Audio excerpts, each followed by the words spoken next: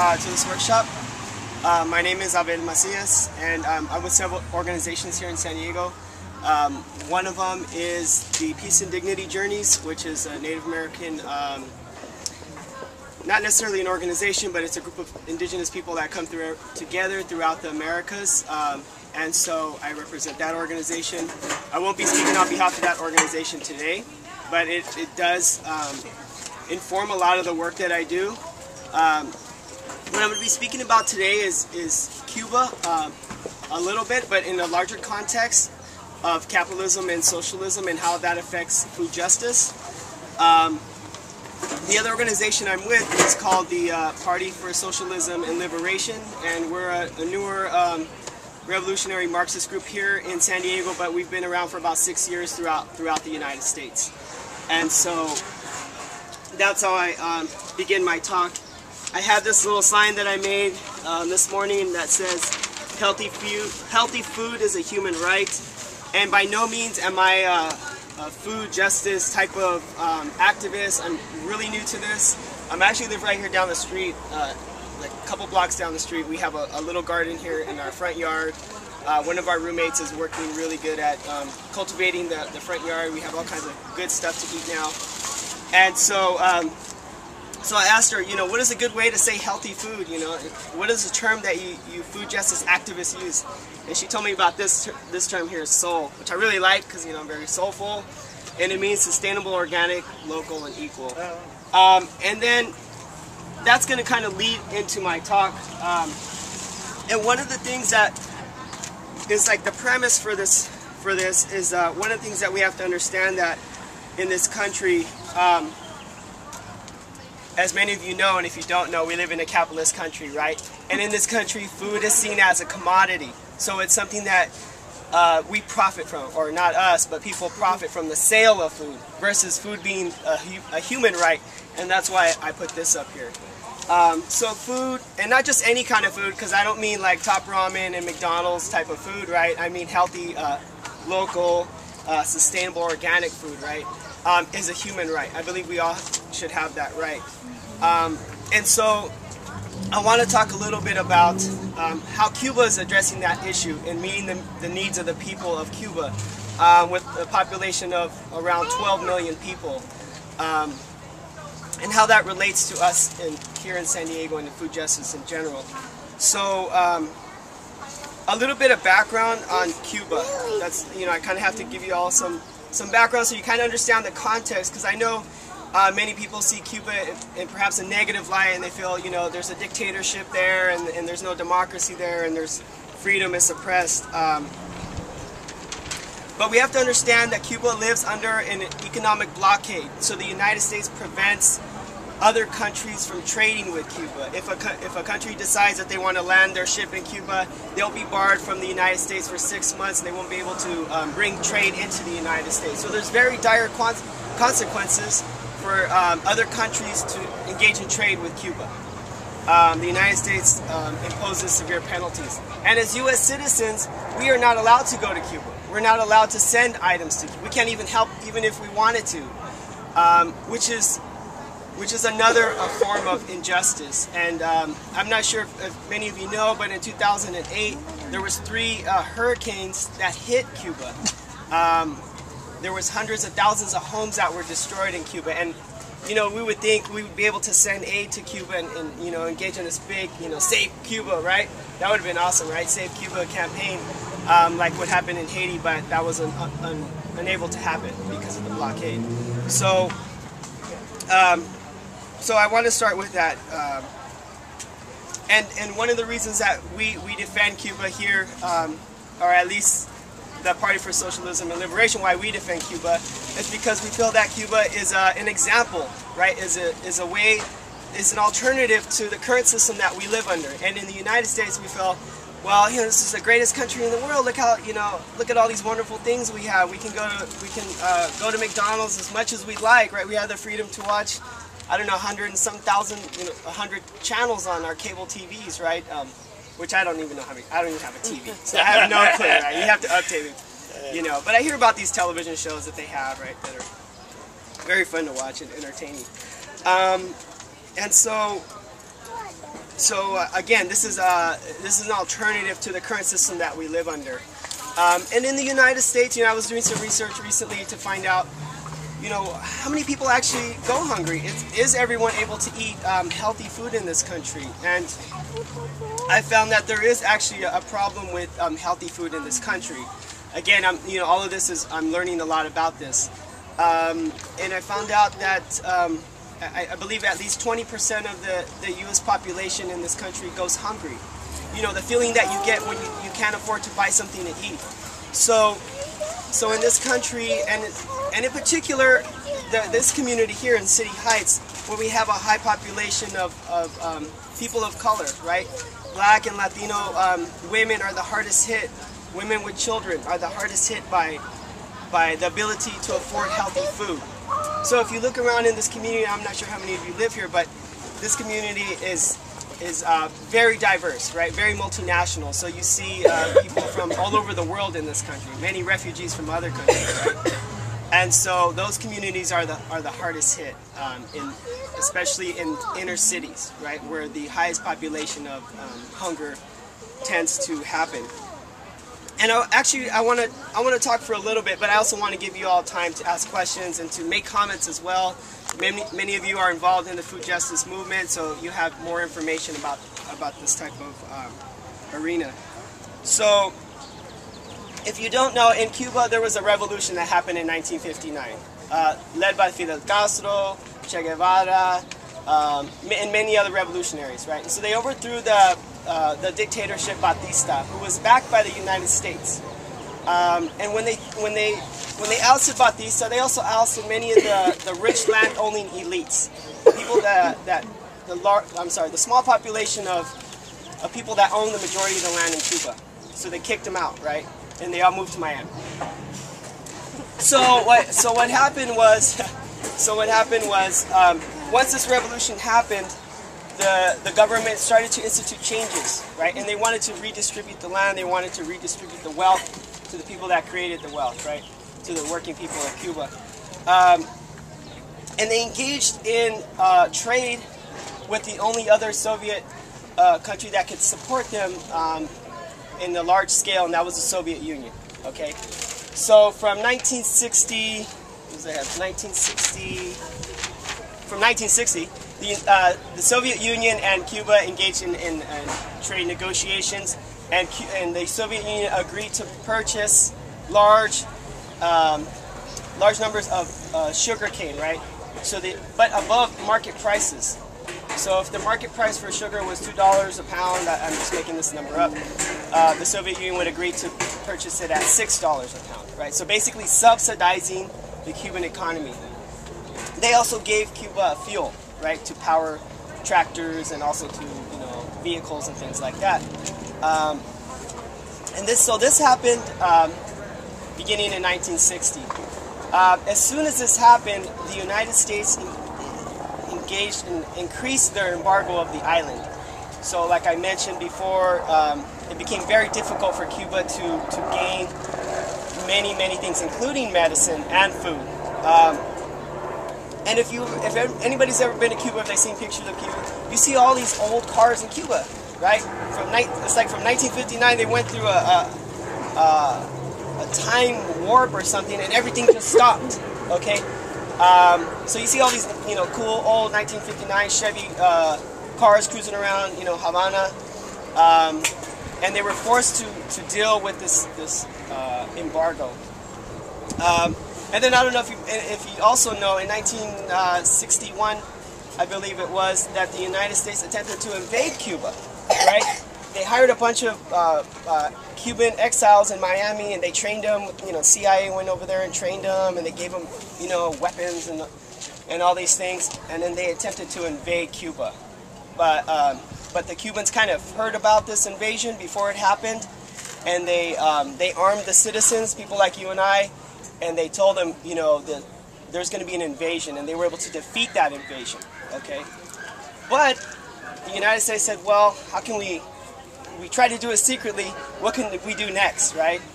And so the Soviet Union said, if we don't support Cuba, the United States is going to attack. And that was the whole Cuban Missile Crisis. I'm not sure if you know anything about that. But the Soviet Union basically sent ships to Cuba to help defend Cuba from the United States. And that's when John F. Kennedy was president at that time. They agreed to a ceasefire. And since that day, the United States has kind of been able to think twice about invading and dropping bombs on Cuba like it's doing all over the world. But now that the Soviet Union has gone, Cuba is in a position where it's very vulnerable, okay? And so in 1991, when the Soviet Union dissolved due to pressures from the United States imperialism and other countries, the Cubans had to figure out a way to deal with this, right? So they were no longer being subsidized. They no longer could look to the Soviet Union for support. And so they went through this revolution, right? Another revolution, right? And it is known as the world's largest ever transition to organic-based farming. And they had to do this out of necessity. It wasn't like, you know, all of a sudden in Cuba in 1991, everyone said, hey, let's join the green, you know, the organic food movement, right? The Cubanos were still stuck in the past. And still there's this resistance to moving towards organic farming, but little by little, they're starting to move more and more in that direction. And so since they didn't have fuel from the Soviet Union to power their tractors, you know, on this large-scale agriculture like we have in the United States, they had to figure out another way. And so they went back in time and they used oxen. You know, oxen, those big, gigantic bulls, right, that have a lot of strength.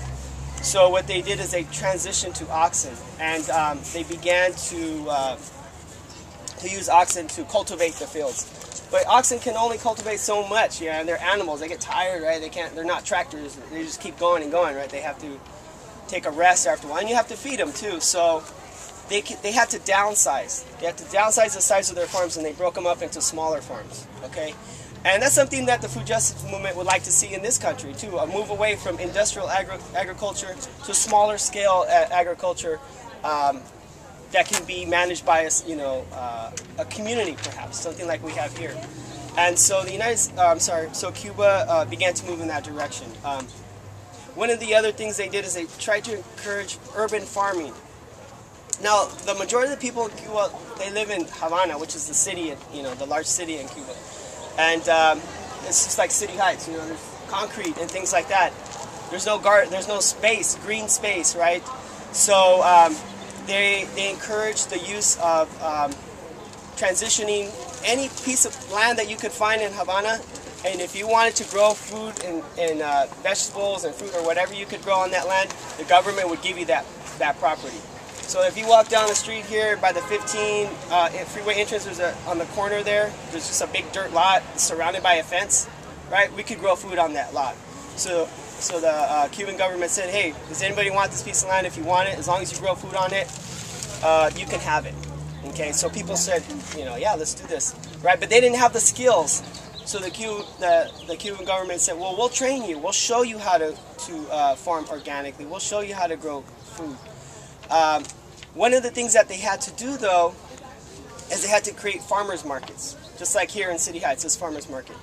They had to create these things called farmers markets to encourage people to do this, right? Because like us, you know, who wants to plant food? Nobody, you know, it's not a fun thing to do, supposedly, right? It's really a lot of fun, but getting people to do that, it's difficult, right? So they said, well, if you do this, and anything you grow above a certain level, you can keep it and you can sell it, right? Which is not a socialist, right? You can't sell things for profit in a socialist economy.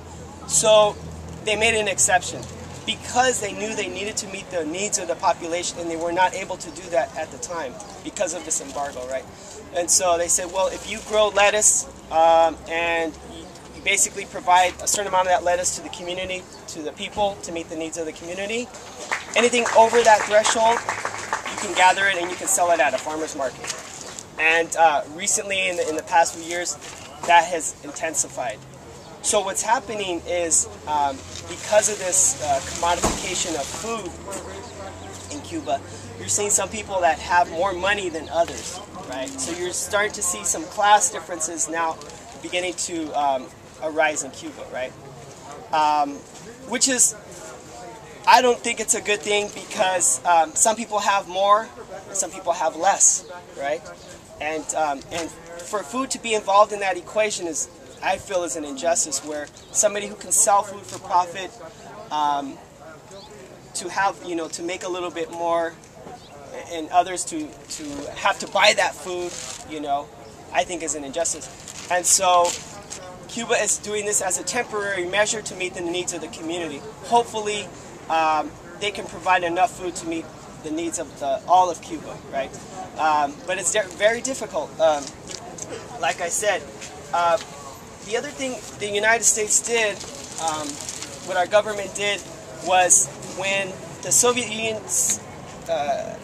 ended its aid of Cuba, the United States government said, this is a perfect opportunity for us to intensify our blockade of the island. So it passed 2 laws, right?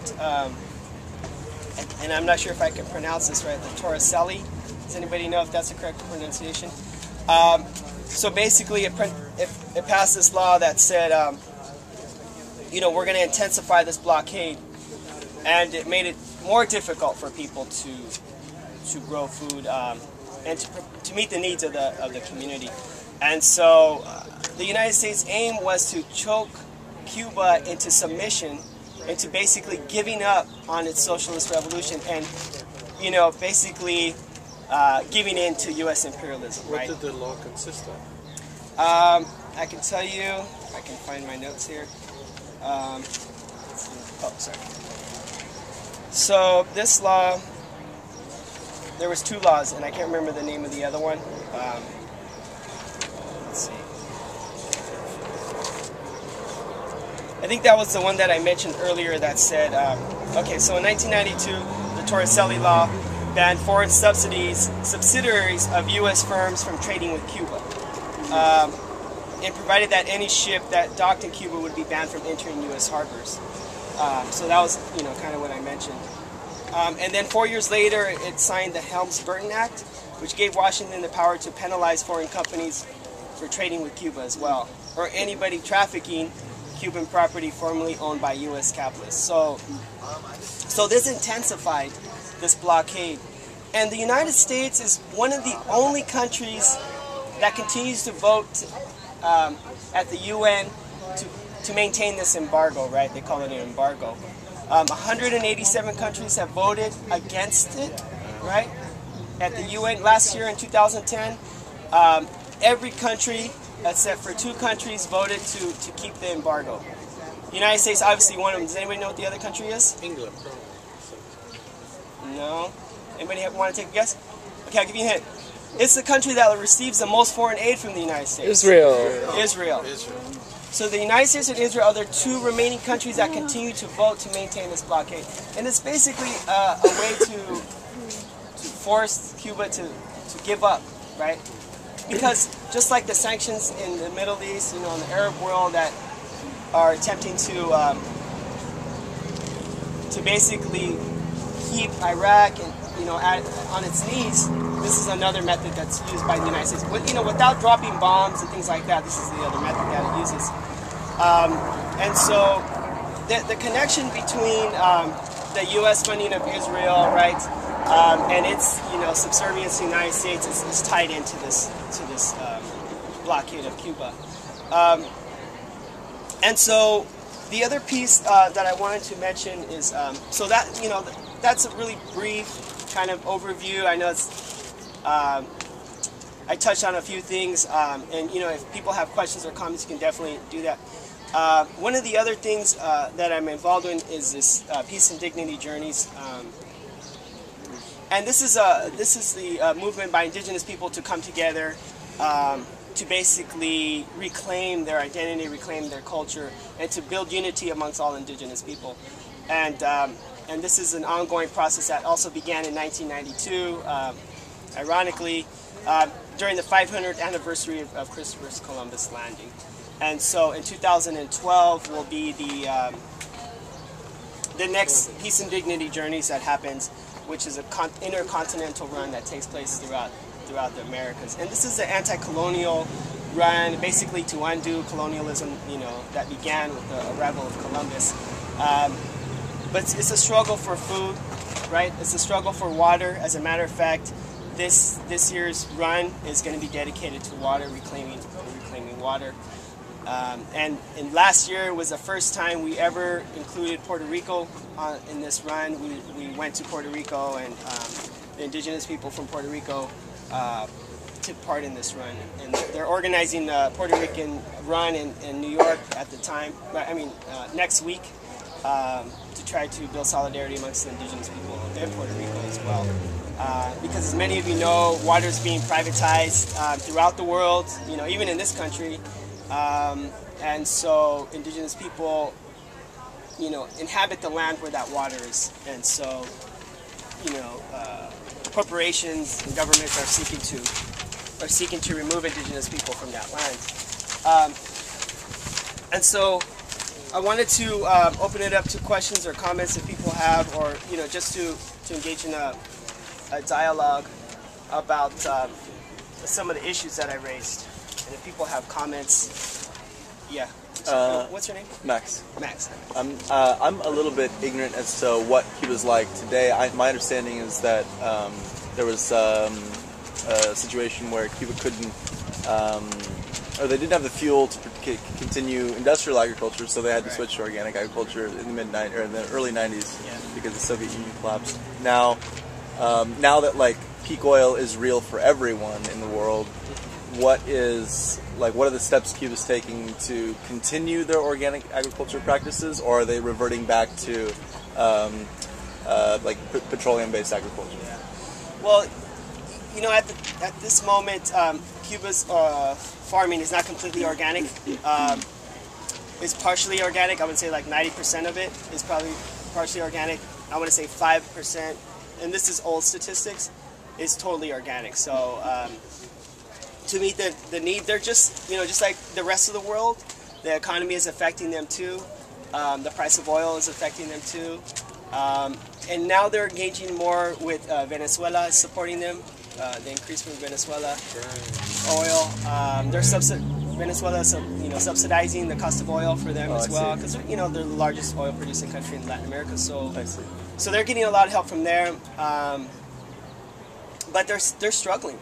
They're struggling. It's really difficult. They're trying to move more and more towards organic farming and to small-scale farming and also urban farming.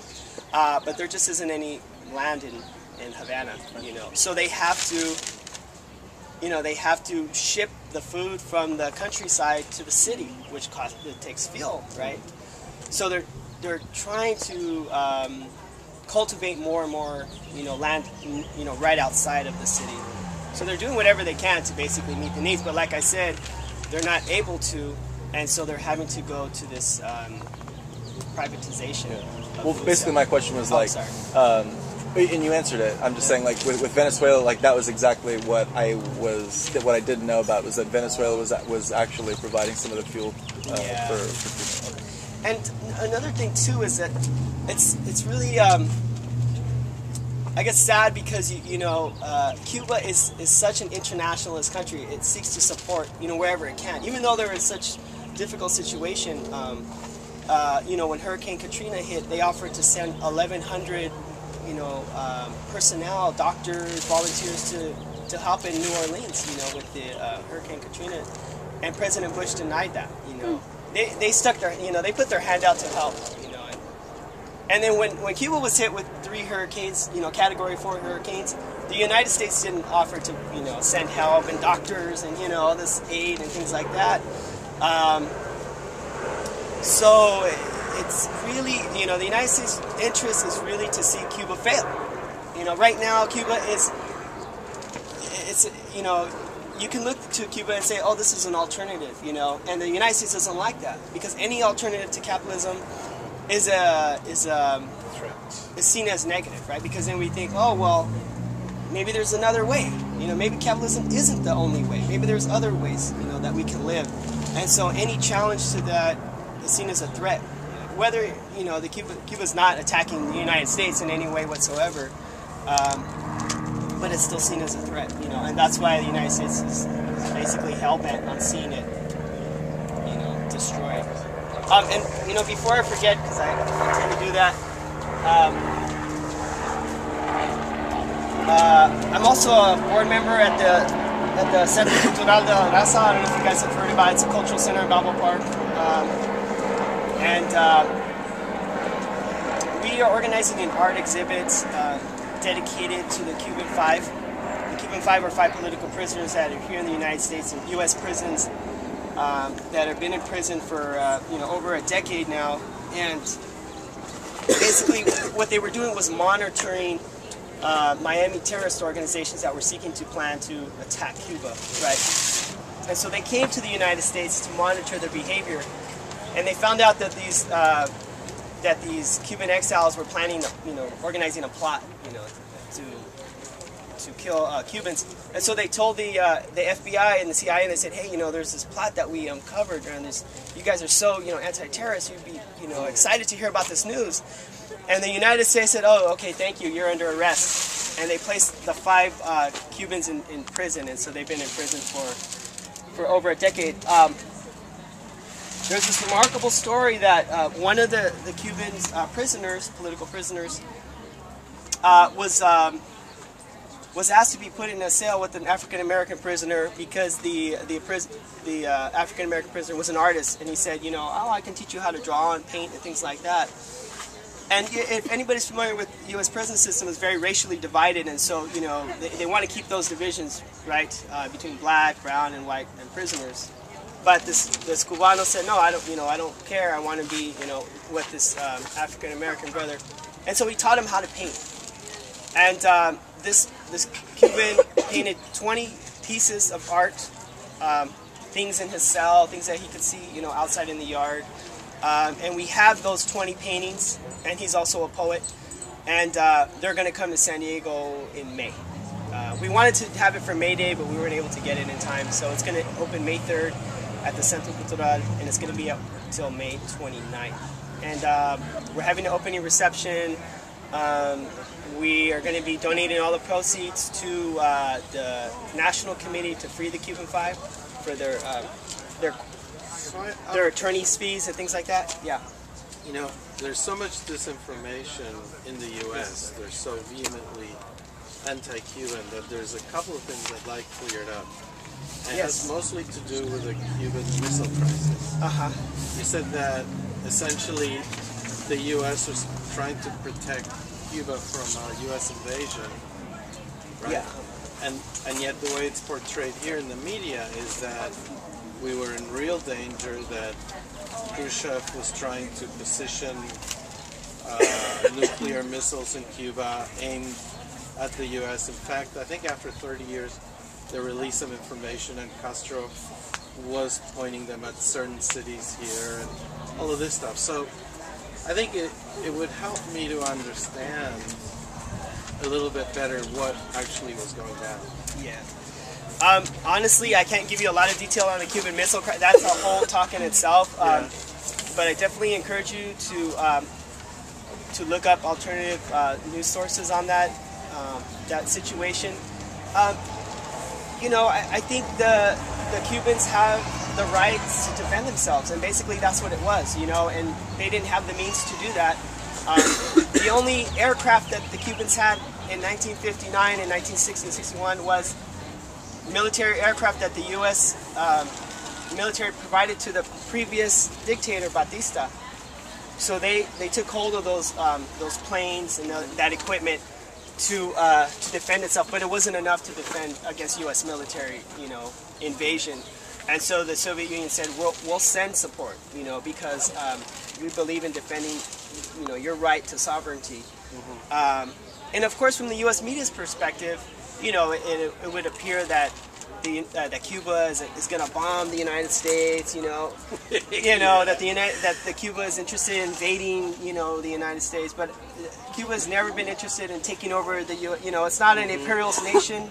It doesn't seek, you know, doesn't have imperialist aims to conquer and overthrow other countries to gain access to its resources. And so, you know, it's not just the Cuban Missile Crisis, but all U.S. media about Cuba is to undermine the work that they're doing. And so I think in the United States, it's very easy for us to get caught up in that, you know, and get caught up in that this idea that, you know, Fidel Castro is, you know, oppressive regime, and you know, and that's the same rhetoric that the U.S. uses whenever it wants to go into a country, right? In the Middle East or in Latin America. There's a good movie actually. It's called The Greening of Cuba. If we would have had the resources, you know, we could have seen it here. But you can, you know, I think you can find it pretty easily, maybe at a library or something. And you know, our organization is going to be organizing a film screening of the movie. But this came up, so we put our resources towards this. But that is something that we plan to do in the future. There's this other documentary called The Revolution Will Not Be Televised, and it's a documentary about Venezuela and about Hugo Chavez and how the U.S. media sought to basically twist what was happening in Venezuela and make it seem as if Chavez was, you know, killing his own citizens, and really it was a right-wing attempt to overthrow the. They actually did a coup attempt in Venezuela, and they ousted him for a few days, I believe, and he was able to return because the people uprose and defended him. Is there other comments or questions? Yeah. Yeah. How does the food distribution actually work in Cuba? In which way? Like here we have, you know, people grow their, you know, local food. You bring it here. I can come I live a mile away. I can come here and I can buy the food that I need. But from what I hear is that people have education, people have healthcare, people get fed. How do people get fed? Well, how does it work? Yeah, one of the things is that, like I mentioned, they're doing farmers markets.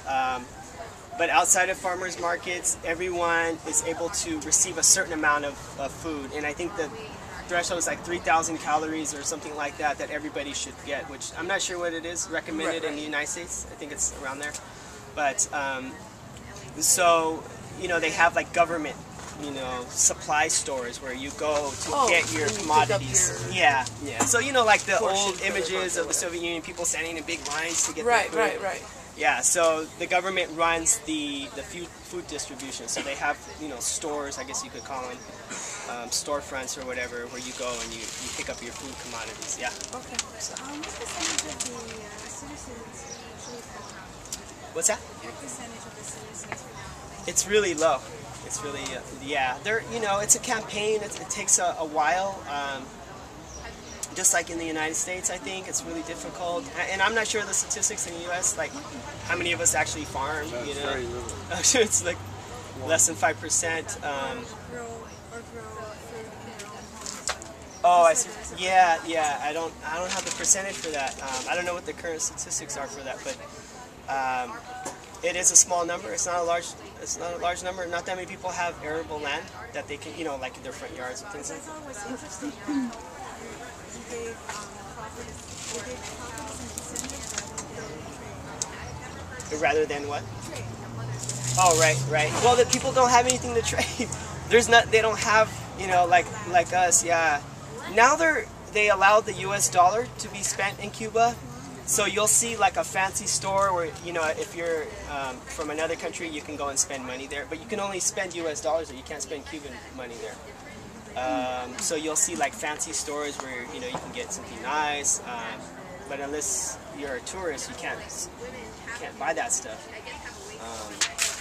So what's happening between Fidel and Raúl, and what exactly is going on there? Well, Raúl's currently the president right now of Cuba, and so he's the one that's, you know, overseeing all these changes, this transition. But I'm sorry, there was someone else that was making.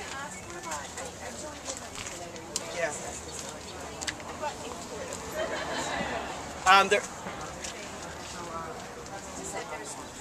Yeah, it's there's a trade embargo, so other countries are now not allowed to bring food or medicine to the United States. Oh, and that was the other thing too, is that, sorry.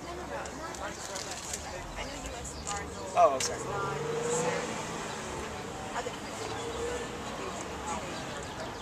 Yeah, it just penalizes them. Like if, you know, I don't know, any country, let's say Iran, well actually Iran is sending stuff, but the U.S. will impose, penalties against Iran for sending food, trading with Cuba.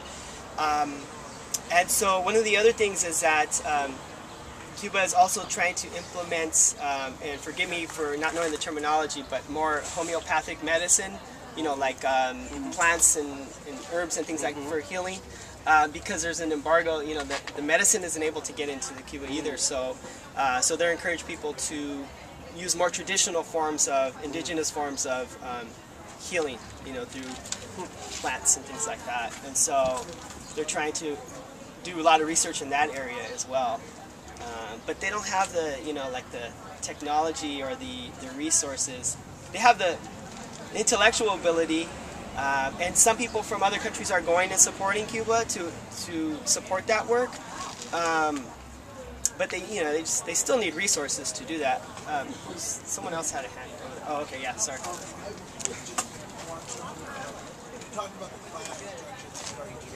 Yeah.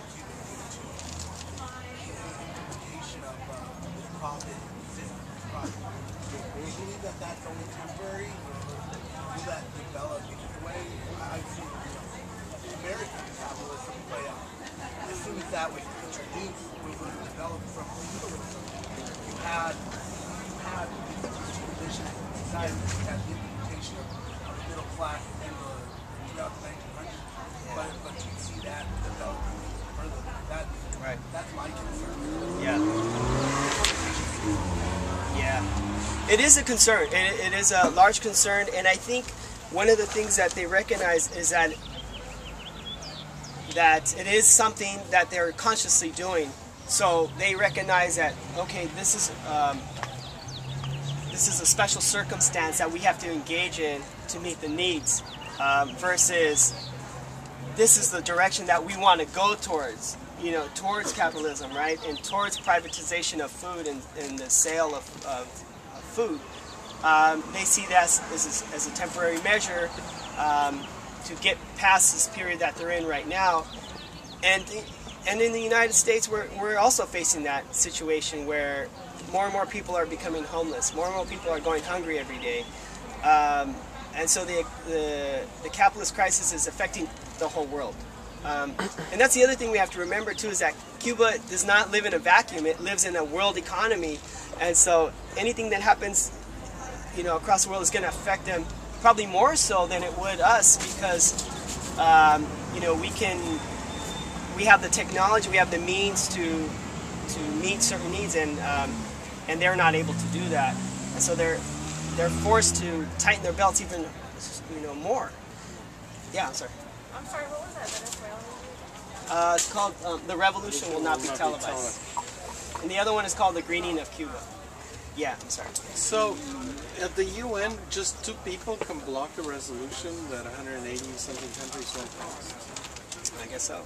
Yeah, That's how it works. but more importantly, though, U.S. has veto power.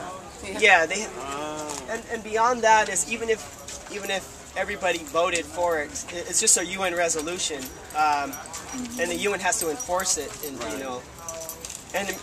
we see that the UN, on some issues it's good, and other issues it just follows the line that the United States dictates. So, yeah. So if you want, I can just add a little bit Yes, of history definitely. on Cuba. Yeah. My grandfather traveled to Cuba several times. He knew Fidel, and my dad used to play with Che's brother.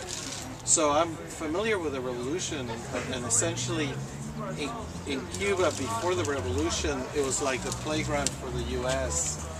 and they were growing tobacco and sugar, 15 minutes. and people were incredibly exploited. There was a tremendous amount of prostitution.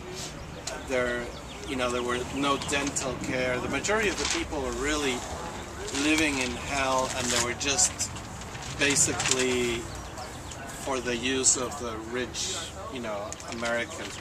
And then after the revolution, a lot of things were changed, like healthcare, education, that had been like terrible, was instituted. There were a lot of fantastic changes. Castro got most of his funding before the revolution by touring the U.S. He was a very articulate lawyer, and after his first attempt, which failed, he was put on trial in Cuba, and his arguments turned the tide against the regime. And so it was worldwide, people really saw what was going on. And more recently, like 5 years ago, a cousin of mine from Argentina got free medical training in Cuba. Cuba has this program that they will give you free medical training if you agree to give back to your community when you go back. I think she did an internship in Nicaragua to give back. So there's a lot that we're not told of, that Cuba was extremely avant-garde, that was really fantastic that was going on. But there's very scanty news about Cuba, and I'm in a lot of ignorance as to what's going on, because there's the media here is so completely brainwashed against it. Yeah, is there a good source for information? If you read Spanish, you can read the Granma, which is the newspaper from Cuba. It's probably translated in some places. Is that an online newspaper? Or? Yeah, it's online. It's available online. Yeah. And then I've read like Fidel's weekly musings online, and they're in English. And I don't know if they're like his musings. Just musings on the world, and I forgot what the website is, but they're funny, and he's very like charismatic, and he does write very well, and he makes a lot of sense. So like, go online. I wish I can remember what the website's called, but they're in English. The other thing is too is our website, we also carry articles on Cuba periodically. If you just go to our website and type in Cuba, you'll get articles, and it's updated. Any news, any important news that happens. What's your website? It's PSL Web. PSL? Yeah, Web? PSLweb.org.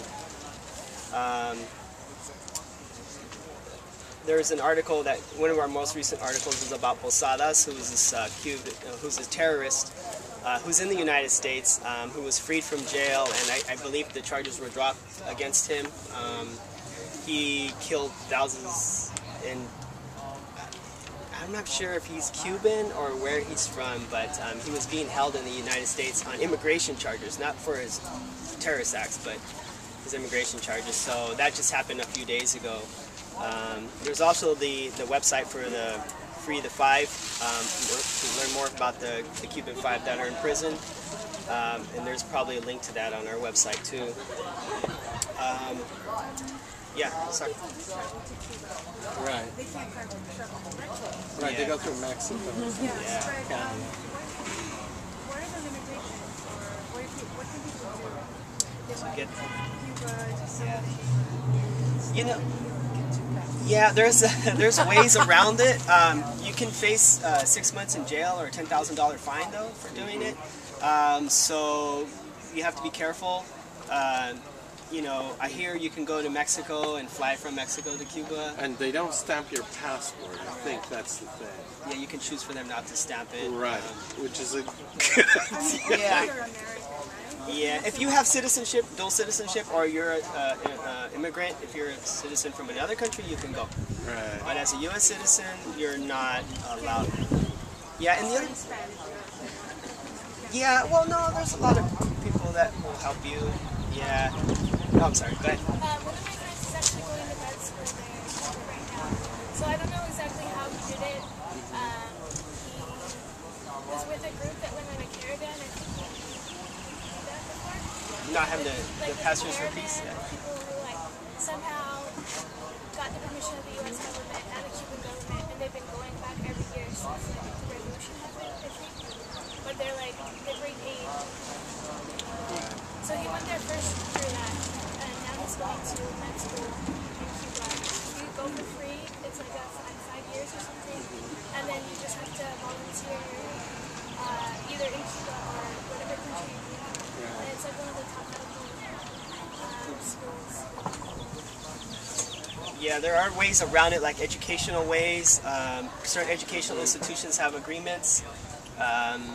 and I believe if you have relatives in Cuba, you're allowed to go. I think it's like once or twice a year you're allowed to go and visit family.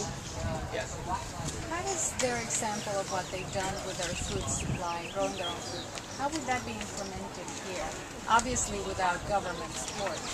Yeah, it's a really good point because you know, currently there's a struggle, and maybe someone here knows more about that, to make the process easier for community members to obtain land in San Diego to grow food. Is anybody familiar with that process? I think you went to a, right. There's like someone from the city council proposed to make it really, really easy. Basically, like any public land or private land, because the farmers market, I mean the community garden, where right now you let permits cost thousands of dollars. So I was there, and there was like a debate because some people didn't want it to be a process 1, which means that there's no fee.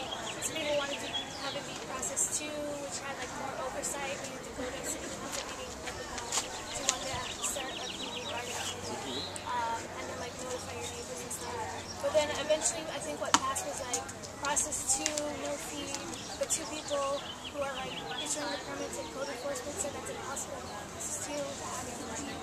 So I don't know exactly what's going to happen. But like basically all the communities like Paramount, La Jolla, all of the communities in San Diego pretty much supported it. But I don't know what it's up to city council. Yeah. So it's just like At the end of the summer. At the end of the summer, what? We're supposed to be. Okay. So is there like somebody working on that and getting those laws passed so that? I think 1 in 10 coalition specifically working on the policy side. Okay. And there's going to be another climate commission, not the one at the Washington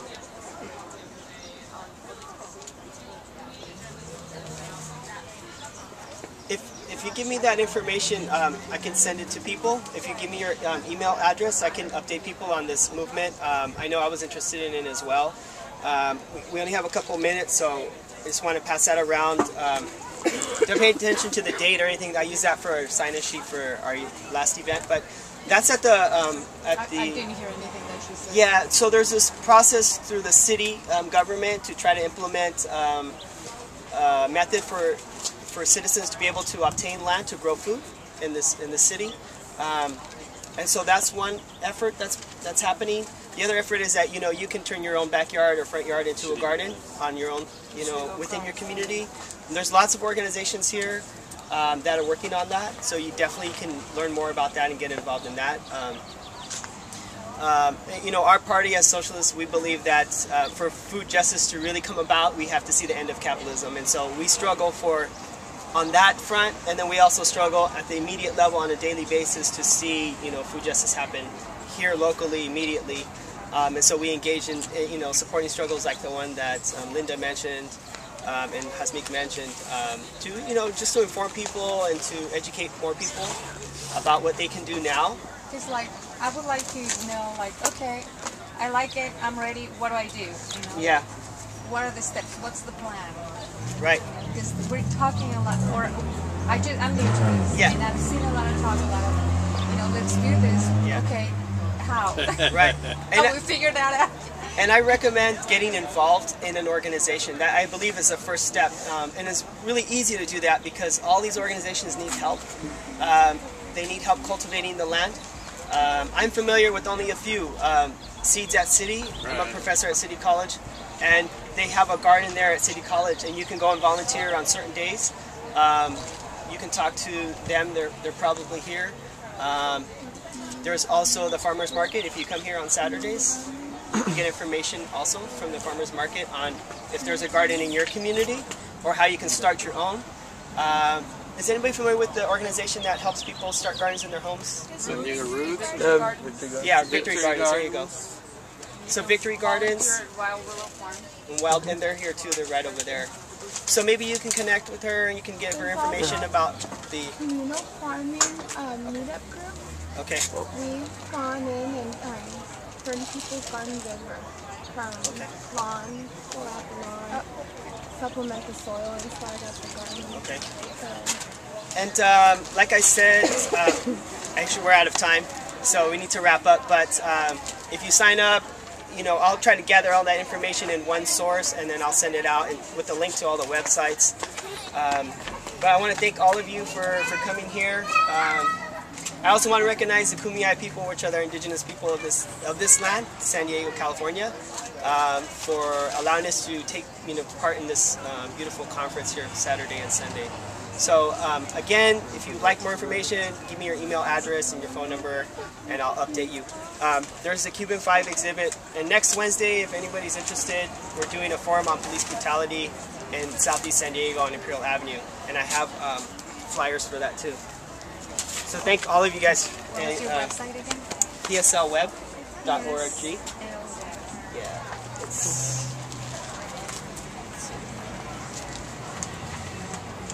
So here's some flyers for the thing, and it has our email address on there. You can email me. This goes directly to me. This is for our forum on Wednesday. The address is not on here, because when I made these flyers, we didn't have the address yet. But if you email me, I'll give you the address. So I only have a couple of these if you're interested. There's our email. You can take one of these. Thank all of you all for coming. I appreciate it.